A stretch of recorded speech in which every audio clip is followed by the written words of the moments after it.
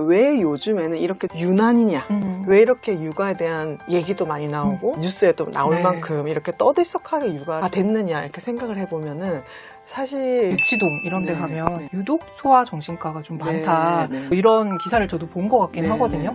실제로 그런지 좀 궁금해요. 대치동이라는 것 자체는 이거 하나 정도는 해주시면 좋다라고 추천하시는 게 있다고 하셨어요. 네, 있습니다. 그리고 이거는 꼭 정신과에 오시는 분들 뿐만 아니라 모든 부모님들에게 저는 추천을 해드리고 싶은데요. 원장님도 실제 7살 아들을 키우고 계시는 엄마라고 하셨는데요. 아이에게 자주 하시는 말이나 행동도 있으실 것 같아요. 사실은 제가 조금 부끄러운 얘기긴 한데 저희 가족들의 구호가 있습니다.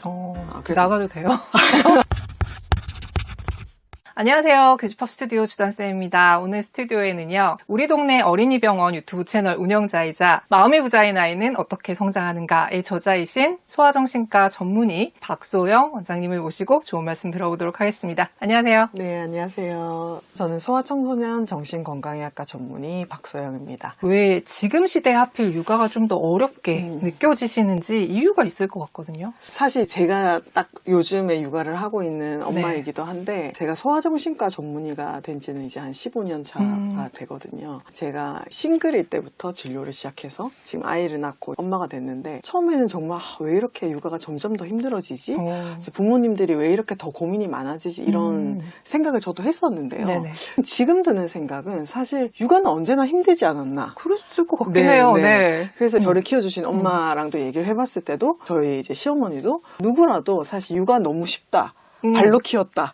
이러시는 분들은 없으신 것 같아요. 그렇죠. 그 시대에마다 그 부모의 마음은 다 비슷할 것 같거든요.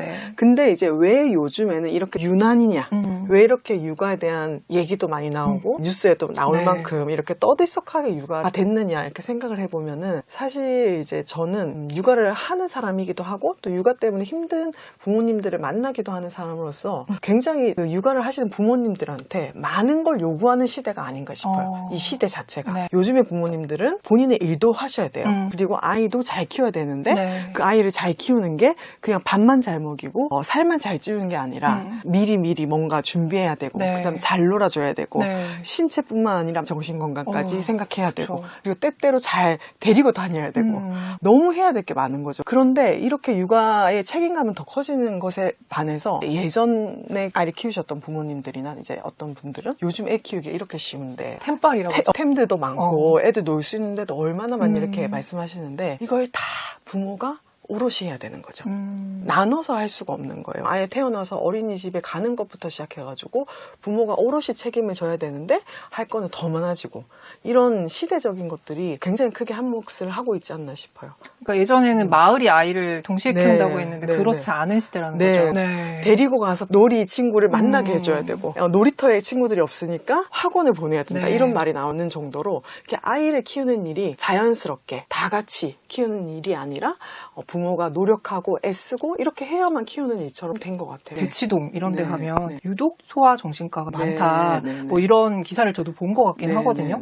실제로 그런지 그리고 이 현상이 방금 말씀하신 그런 어려운 문제들 때문에 발생하는 건지 좀 궁금해요. 대치동이라는 것 자체는 상징성인 것 같아요. 그러니까 우리나라 현재에서 서울에서 자녀의 공부에 굉장히 몰입하는 그거를 상징적으로 표현을 하는 것 같아요. 그래서 꼭 대치동에 있는 모든 아이들이 정서적으로는 결핍되고 공부만 해야 되고 이런 거는 아니라고 생각을 하는데 실제로 이 대치동을 비롯한 강남구에 소아정신과가 많기는 합니다. 성인정신과는 또 종로 이쪽에 많거든요. 직장인이 많아서.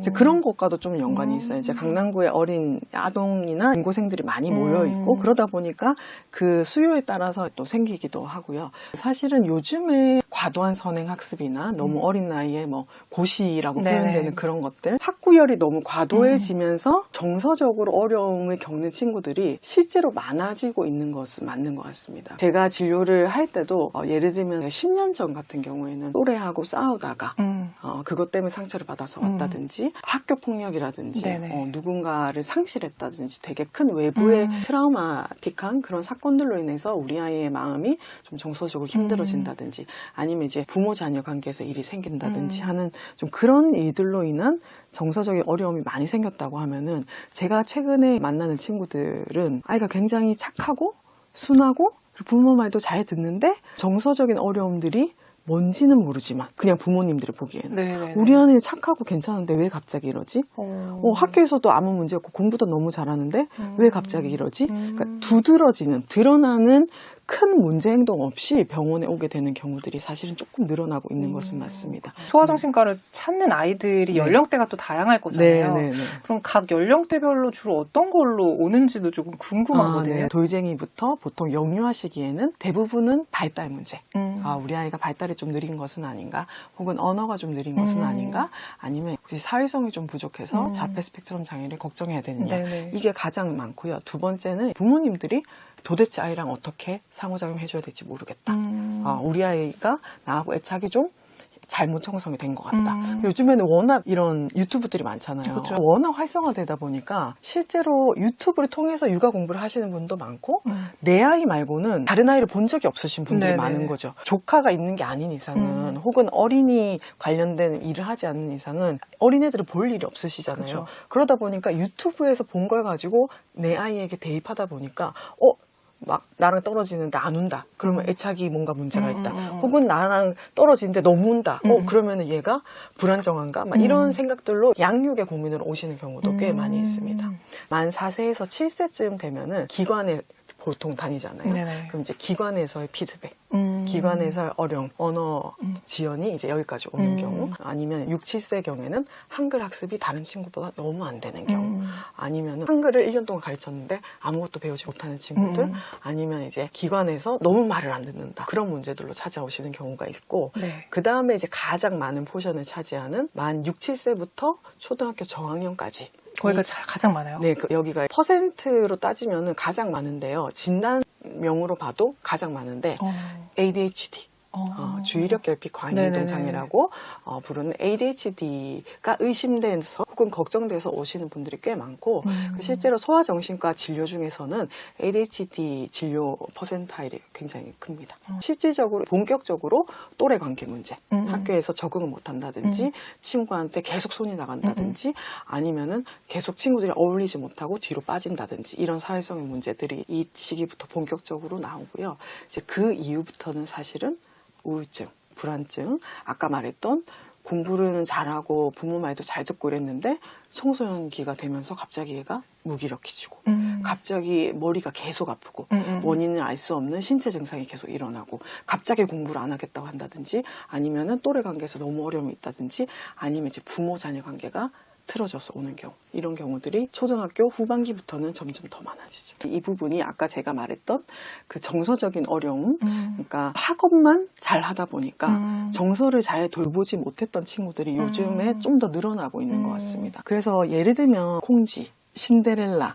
어렸을 때는 우리가 그거를 보고 자랄 때 너무 착하다. 네네. 효녀 심청도 너무 착하다. 그러니까 결국 보상을 받는구나. 이게 어떻게 보면은 우리 마음속에 깔려있는 어떤 유교적인 사상과 참아야 되는 뭐 이런 것들이 좀 있는 거죠.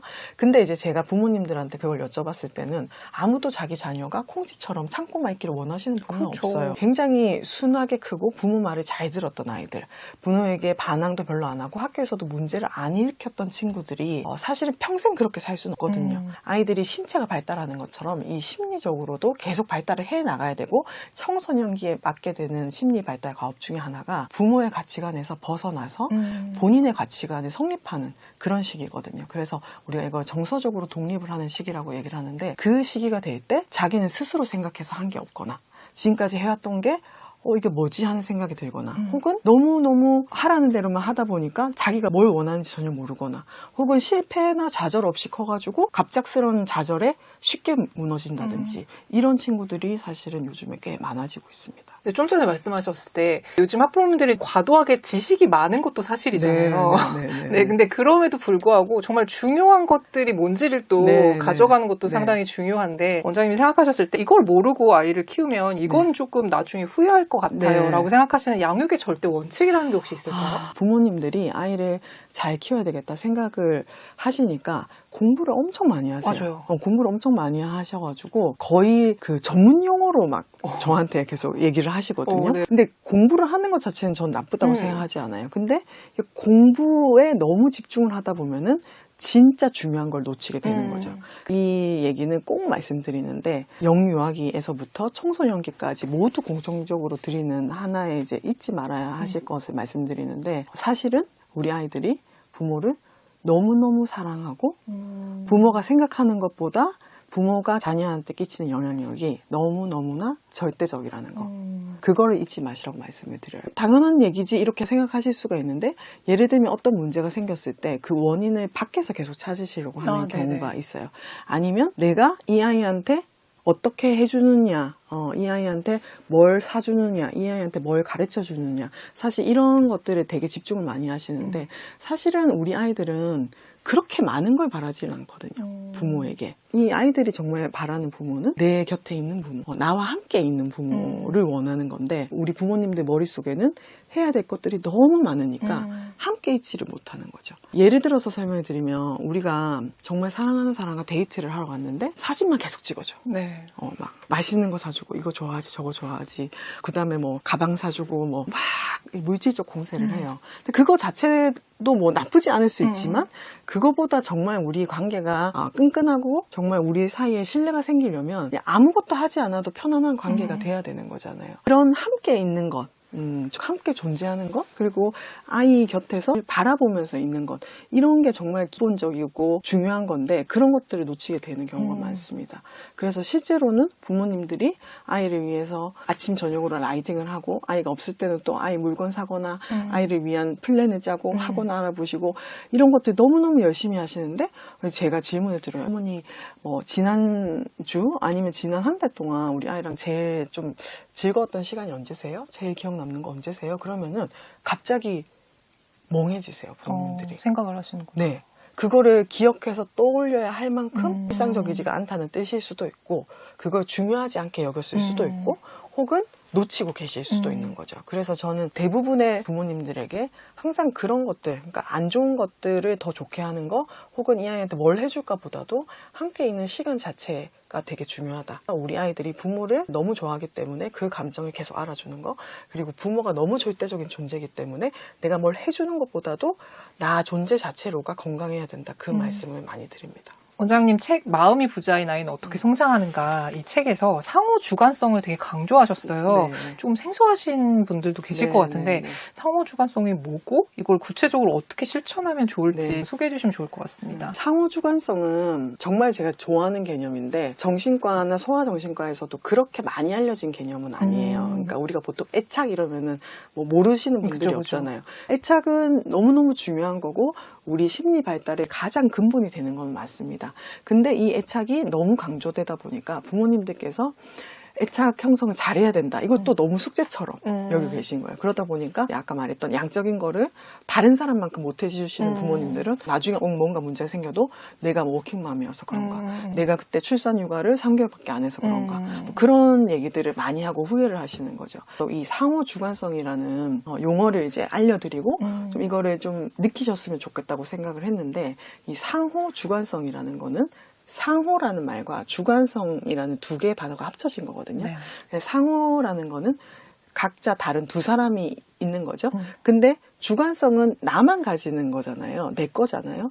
근데 두 사람 이상이 만나서 우리 둘만의 주관성을 새로 만드는 거예요. 그래서 이거는 내가 너한테 주는 얼마나 사랑을 주는 이게 핵심이 아니라 너하고 내가 같이 만들어 나가는 새로운 세계다 이런 거거든요. 제가 실제로 저희 아들이 4개월쯤 됐을 때 일요일 아침이었는데 막 누워가지고 뒹굴거리고 있었거든요. 누워서 뒹굴거리다가 저희 아들이랑 제가 눈이 딱 마주쳤는데 걔 눈이 너무너무 행복해 보이는 거예요. 막 저를 바라보는데 저희 남편이 한두 번쯤 보여줬을 법한 그런 눈으로? 막 정말 저를 사랑해서 어쩔 줄 모르겠다는 그런 표정으로 저를 바라보고 있고 근데 저도 그 감정을 느끼고 너무 행복한데 제가 그 감정을 느끼고 아이를 안아줬더니 아이도 제가 그 감정을 안다는 걸 아는 거죠. 그래서 정말 그 어린 아이하고도 이런 주관적인 게 느껴질 수가 있는 거거든요. 그래서 그 정서라는 것은 내가 너한테 한 번 뭘 해주고 두 번 뭘 해주고 일주일에 몇 번 뭘 해주고 이런 식으로 생기는 게 아니라 이런 일상 속에서의 우리 둘이 나누는 우리만의 세상이 점점점 경험적으로 쌓여갈 때 안정된 애착과 안정된 정서가 생기는 거거든요. 그래서 이 상호주관성이라는 개념을 부모님이 마음속으로 좀 이해를 하시면 그거는 영유아, 학령기, 아동기, 청소년기까지도 계속 이어나갈 수가 있거든요. 근데 그 개념을 한번 알고 나면은 그런 순간들이 잘 캐치가 돼요. 근데 지금 잘 생각이 안 난다? 만약에 나는 그런 순간이 있긴 했었는데 굉장히 어렸을 때일 것 같다. 그럼 이제 그런 순간을 더 만들려고 노력하시면 좀 좋겠다. 최근에 되게 재밌게 본 유튜브 중에 하나가 제가 이수지 씨의 완전 팬이거든요. 근데 그 대치동맘이었나요? 제이미 엄마로 이제 나오셨잖아요. 근데 이제 거기서 보면은 그 이수지 씨가 이제 패러디한 모습이 굉장히 나이스해 보이는데 왠지 어색하잖아요. 맞아요. 꾸며진 것 같잖아요. 저는 핵심 포인트라고 생각을 하거든요.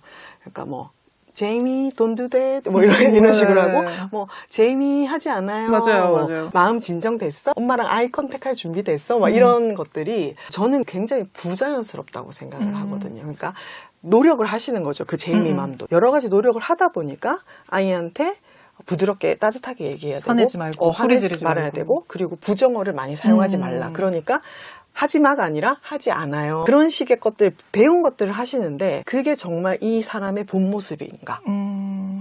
그러면 우리 아이는 엄마인 나의 진짜 모습과 커넥트가 되어 있는가 이거거든요. 부모님들이 너무 많은 공부를 하다 보니까 AI처럼 부모 노릇을 하고 계신 거예요. 네. 요즘 유튜브 채널에서도 되게 자세히 알려주시니까 놀이를 할 때도 하지 않아요는 정말 많이 쓰시고 부모 역할을 해야 된다는 생각이 사로잡혀 있으니까 편안하지가 않고 편안하지 않으니까 아이하고 진짜 연결이 안 되는 거예요. 그래서 그런 것보다는 그냥 나 자체로 존재하면서 아이도 아이 자체로 존재할 때 우리가 만날 수 있는 기회가 더 많아지는 거거든요.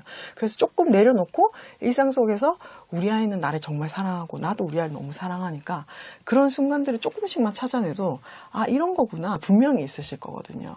그래서 그런 의미에서 제가 이 상호주관성을 꼭 소개해드리고 싶었습니다. 네, 아이의 그런 문제를 좀 이렇게 해결해가면 좋아요. 이거 하나 정도는 네. 해주시면 좋다라고 네네네. 추천하시는 게 있다고 보였어요. 아, 네, 있습니다. 그리고 이거는 꼭 정신과에 오시는 분들뿐만 아니라 모든 부모님들에게 저는 추천을 해드리고 싶은데요. 우선은 우리 아이를 바라보기 시작하셔야 돼요. 무슨 소리냐, 난 맨날 보고 있다. 우리의 문제도 내가 제일 잘 알고 있다. 뭐 당연하죠. 저보다 당연히 아이와 있는 시간도 훨씬 많고 저보다 훨씬 더 사랑하고 이러니까 제가 드리는 말씀은 우리 아이를 어떤 프레임에 씌워놓지 않고 편견을 가지고 보는 게 아니라 그냥 아이 자체를 봐주시라는 말씀을 많이 드려요. 그래서 예를 들면은 우리 아이가 뭐 ADHD가 의심된다. 그럼 요즘에 부모님들이 ADHD 진단 기준에 맞춰서 우리 아이를 보는 거예요. 얘 지금 산만하네? 혹은 뭐, 근데 문제는 되게 많은데 공부를 잘해. 그럼 ADHD 아이들이 공부를 잘할 수 있나? 그럼 ADHD 아니야. 조금 더 어린 친구들 같은 경우에는, 눈 맞춤이 안 되는데 자폐인데? 혹은 뭐 장난감을 줄로 세웠는데, 자폐 아닌가? 그러니까 되게 지엽적인 걸로 아이들을 판단을 하는데 그 기준이 병리적인 거. 에 꽂혀 있는 거죠. 그러니까 네. 인터넷 조금만 찾아봐도 뭐 난독증의 특징, 뭐 학습장애의 특징, ADHD의 특징, 자폐의 특징, 뭐 이렇게 되면 뭘 의심하라 이런 것도 워낙 나오니까 그걸 기준으로 아이를 보기 시작하시는 네, 거예요. 네. 근데 그렇게 되면은 우리 아이를 제대로 볼 수가 없으신 거죠. 그래서 그게 아니라 우리 아이를 먼저 파악을 하고 그걸 토대로 혹시나 그런 게 있나 하고 보셔야 되는 거죠. 그리고 그때 제가 추천드리는 팁은 그 정신과 의사들이 가장 많이 하는 정신과 의사가 되면은 가장 먼저 배우는 면담 기법인데 바로 적극적인 경청입니다. 적극적인 경청이 뭐냐 이러면은 우리 아이의 말을 그냥 듣는 게 아니라 적극적으로 좀 들어주시라. 그래서 보통 우리가 초등학생만 돼도 네. 혹은 6, 7세만 돼도 그냥 부모님들 다른 바쁜 일 하면서 애가 말하면 그래 뭐 해. 맞아요. 갔다 와. 그래 너 수학 숙제해. 뭐 이런 식으로 하게 되는 거죠. 근데 사실은 우리가 적극적인 경청이라는 거는 우리 아이의 얼굴 표정, 우리 아이의 머뭇거림의 간격, 그리고 말끝의 흐림 이런 것도 다 봐야 되는 거죠. 그래서 실제로 적극적 경청을 정신과에서는 매 진료 때 하는데 예를 들면 진료실의 문을 들어올 때부터 혹은 대기실 소리부터 듣습니다. 네. 이 친구 조금 이런 특성이 있네. 그리고 이제 진료 들어올 때 아빠랑 손잡고 들어오는지 엄마랑 들어오는지 아니면 엄마 먼저 들어오는지 같이 들어오는지 애가 들어올 때 이러면서 들어오는지 아니면 선생님 하면서 들어오는지 그런 아이가 보내는 모든 신호를 적극적으로 읽겠다는 그런 마음으로 아이를 들여다보셔야 되는 거예요. 그러다 보면은 나 엄마 싫어 이렇게 하는데 그게 진짜 엄마가 싫은 건지 아니면 나를 안 좋아하는 것 같은 엄마가 속상해서 엄마 싫어라고 표현하는 건지, 나 공부 너무 하기 싫어 이렇게 말하는데 이게 그냥 공부 자체가 하기 싫은 건지, 아니면 게임이 하고 싶은데 그거 못하게 해서 공부를 싫다는 건지, 난독이 있어가지고 어려움이 있는 건지, 이런 것들을 보기 위해서는 우선은 적극적으로 듣기 시작해야 되는 거죠. 그래서 그게 가장 1번으로 말씀드리고 있습니다. 네. 원장님도 실제 네. 7살 아들을 키우고 계시는 네네. 엄마라고 하셨는데요. 네네. 아이에게 자주 하시는 말이나 행동도 있으실 것 같아요. 네네. 소아정신과 엄마는 자기 네. 자녀를 어떻게 대할까 네. 궁금하실 것 같은데 어떤가요? 사실 저는 굉장히 심한 도치맘이어가지고 근데 이제 티를 너무 많이 내서 며칠 전에 저희 아들이 저한테 엄마는 왜 이렇게 사랑한다는 말을 많이 해? 이러더라고요. 감정 표현을 되게 많이 풍부하게 하는 편이고요. 그렇게 하다 보니까 저희 아들도 저한테 사랑한다는 표현도 많이 하고. 그게 상호주관성인가요? 그렇죠. 그리고 이제 꼭 말로만 표현하는 게 아니라 제가 어떤 표정을 지었을 때 얘도 알고 있고, 저희는 막 같이 있다가 같이 울컥하기도 하거든요. 저희 네. 아들이 굉장히 감수성이 풍부한 흔히 말하는 F 성향이 있는 친구여가지고 이제 그런 것들이 좀 떠오르고요. 사실은 제가 조금 부끄러워하는 얘기이긴 한데 저희 가족들의 구호가 있습니다. 그래서 나가도 돼요? 그래서 예전에 한번 다른 채널에서 얘기했는데 뭐 그렇게 조회수가 많지 않아서 부끄러움이 좀 줄어들긴 했는데, 이제 저희 가족들끼리만 하는 구호가 있는데, 그래서 가장 자주 하는 말은 그건 것 같아요. 그래서 매일 아침 이제 구호를 외치고 서로 안아주는 게 그게 이제 가장 많이 하는 말이죠. 그러니까 관계를 잘 만들고 상호 주관성을 만들려는 걸 이제 평소에 그렇게 실행하고 계시는 거군요. 그러니까 구호 같은 거는 너도 알고 나도 알고 있는 거잖아요. 근데 그건 우리만의 거잖아요. 그렇죠. 그러니까 제가 구호 조금 더 외쳐도 얘도 바로 눈치채는 거예요. 그리고 엄마가 어떤 이런 제스처를 딱 취하려고 할 때 걔도 딱 알고. 그러니까 같이 할 수 있는 그런 순간들이 짧지만 임팩트 있게. 우리는 팀이다, 약간 이런 느낌이라 되게 좋을 것 같아요. 그래서 그런 것들이 저한테 되게 힘이 많이 되는 것 같아요. 아이한테도 그럴 것 같습니다. 마지막으로 이 영상을 보시는 좋은 부모가 되고 싶은 우리 학부모님들께 한 말씀 부탁드립니다. 좋은 부모란 어떤 부모인가라는 질문을 사실 굉장히 많이 이제 듣는데요. 좋은 부모는 기술로 만들어지는 것은 아니다. 좋은 부모는 태도로 만들어진다. 이렇게 말씀을 드리고 싶어요. 부모님들께서 좋은 부모가 되기 위해서 굉장히 공부를 많이 하고 이론적으로도 습득하고 다양한 기술도 배우고 그렇게 하시는데, 사실 그런 기술들이 잘 먹히고 내가 배운 것들 잘 써먹기 위해서는 기본적으로 부모가 가진 마음가짐이 제일 중요하겠죠. 그래서 제가 이 책에서 좋은 부모가 되는 부모의 태도를 4가지로 얘기를 했었는데, PACE라는 약어거든요. P가 playfulness, 유쾌함이고, 그 다음에 A는 acceptance, 수용해주는 거. C는 curiosity, 아이에 대한 호기심. 그리고 마지막 E가 empathy, 공감입니다. 그래서 이 유쾌함이라는 거는 우리가 어느 순간 지쳐버리고, 아이가 아기 때는 그래도 괜찮았는데 점점 아이가 나이가 들고 할 일이 많아지고 부모가 챙겨야 될 게 많아지니까 즐겁게 노는 순간들이 없어지는 경우가 있어요. 근데 감정이라는 거는 전염되거든요. 그리고 정서는 공유가 됩니다. 우리가 같이 얘기를 하고 있는데 제가 계속 지루해하고 있으면 그 지루함이 전달이 되는 것처럼 부모가 흥미가 없고 삶에 무기력하고 아이에 대해서도 같이 나눈 즐거움이 없다면 그게 아이한테 전달이 되기 때문에 부모 자체로도 항상 그 유쾌함을 가지고 있으시라 이거고, 그 다음에 A는 acceptance는 아이의 행동을 수용해주라 이거보다는 아이가 느끼는 다양한 감정들을 내가 받아주는 역할, 그리고 그 감정들에 대해서 존중해주는 역할. 그 아이의 감정을 받아주고 존중해준다는 거는 우리 아이가 내 감정이 소중하구나 하고 느끼게 되는 거거든요. 그래서 항상 그런 모습들을 유지하시라는 거. 그 다음에 C가 큐리어시티인데 좀 전에 말했던 적극적인 경청과 연결이 되어 있습니다. 그래서 야, 너 또 숙제 안 하니? 또 그러니? 또 늦잠 자니? 이런 게 아니라 항상 아이를 궁금해하면서 봐야 되는 거죠. 얘가 오늘은 이렇네? 오늘은 저렇네? 이런 식으로 아이에 대한 궁금증, 내가 아이를 다 안다고 착각을 할 때부터 관계가 틀어질 수 있기 때문에 그런 것들을 유지하셨으면 좋겠다. 이제 마지막은 공감이죠. 이건 많이들 아실 것 같아요. 그래서 이 페이스를 기술로서 받아들이지 마시고 내 삶의 일부분으로 받아들이시고 그런 태도로 아이와 관계를 맺어나갈 때 앞서 말했던 그 상호주관적인 경험들도 더 잘 쌓아 나가실 거고, 이런 경험이 많은 아이들이 결국 정서적으로도 안정되게 크고 또 정서적으로 안정된 친구들이 당연히 공부도 더 잘하겠죠. 네, 원장님이 하시는 얘기를 좀 더 깊이 있게 좀 알고 싶다 하시는 분들은 원장님이 쓰신 책 마음이 부자의 나이는 어떻게 성장하는가 이 책을 한번 참고해 보시면 좋을 것 같습니다. 네, 유익한 말씀 감사합니다. 수고하셨습니다. 감사합니다.